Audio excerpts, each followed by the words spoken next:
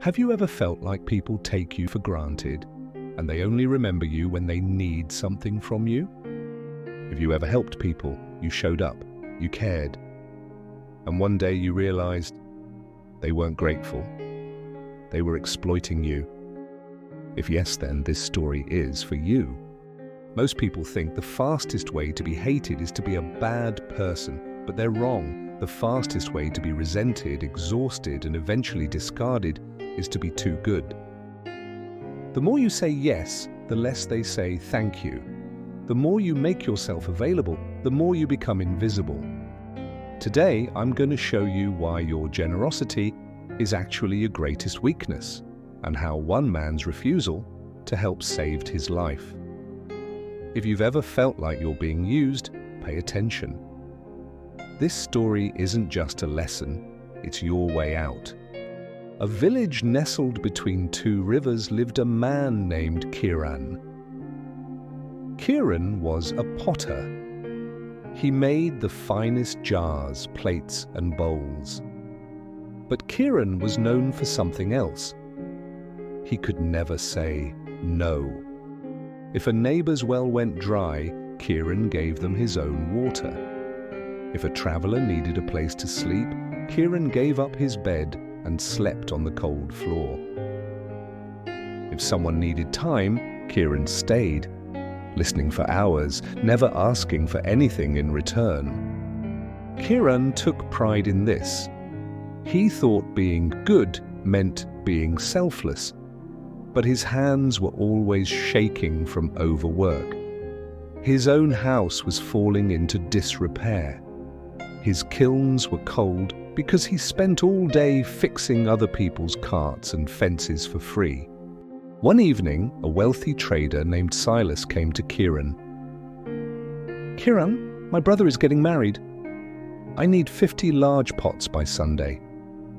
I know you're busy, but you're such a good man, I knew you wouldn't refuse." Kiran was already exhausted. He had no clay left and no wood for the fire. But he looked at Silas and whispered, "I will do it." He spent 3 days and nights at the trader's pots. Day and night he collected wood. His hands blistered, his body screamed for rest. When Sunday came, he delivered the pots. Silas looked at them and frowned. "Only 50? I think I might need 60. Bring the rest tomorrow." "No, thank you. No full payment. Just another demand." That afternoon, Kiran walked to the village square. He saw a group of men eating and laughing. Among them was a friend he had lent his plough to months ago, a plough that was returned broken. Kiran approached him. "My friend, could you help me repair my roof this evening? The rain is coming and I am too tired to do it alone." The friend laughed. "Oh, Kiran, you're the strongest man we know. You don't need help.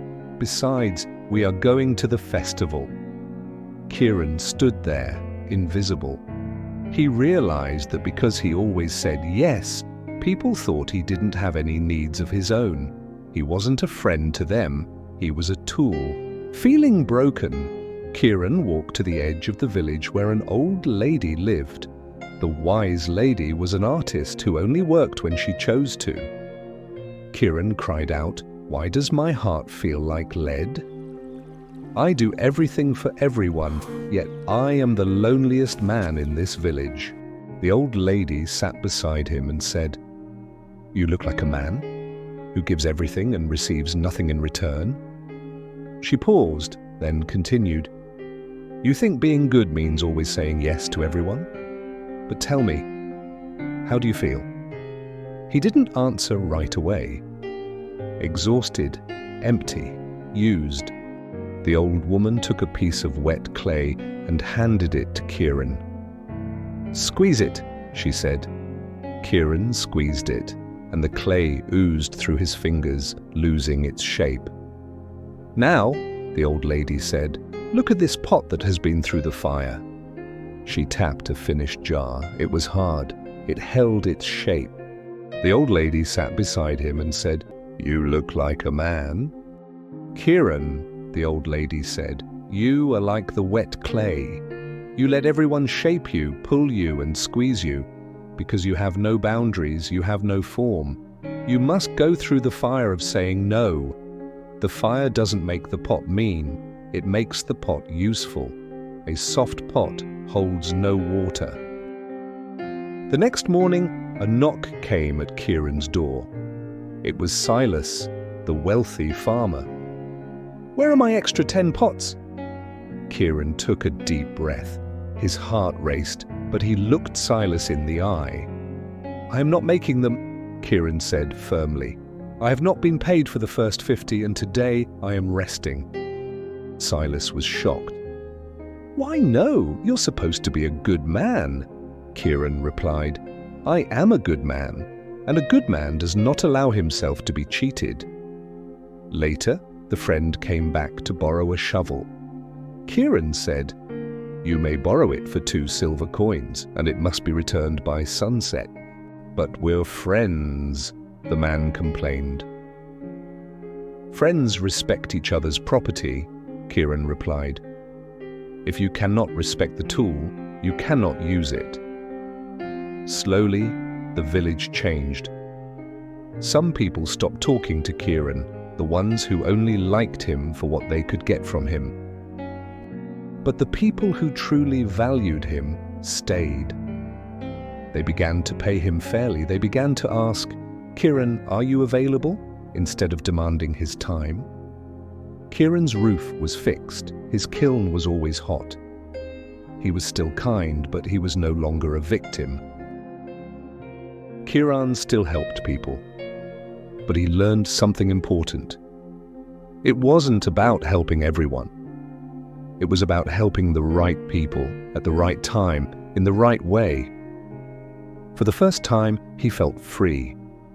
He was still kind, but no longer a victim of his own kindness. He realized something powerful. Kindness was not a weakness, but kindness without boundaries could destroy him. Your yes has no value if you are never allowed to say no. Stop being a servant to people who wouldn't even walk a mile in your shoes. Protect your peace, sharpen your boundaries, because the world doesn't need more people pleasers. It needs more people who are whole, respected, and wise. If this story reminded you of your own worth, subscribe to English Stories that Inspire. Your journey to a stronger you starts today. Be kind, but be firm. God bless. If you like this story, don't forget to like, share, and subscribe. Thanks for watching.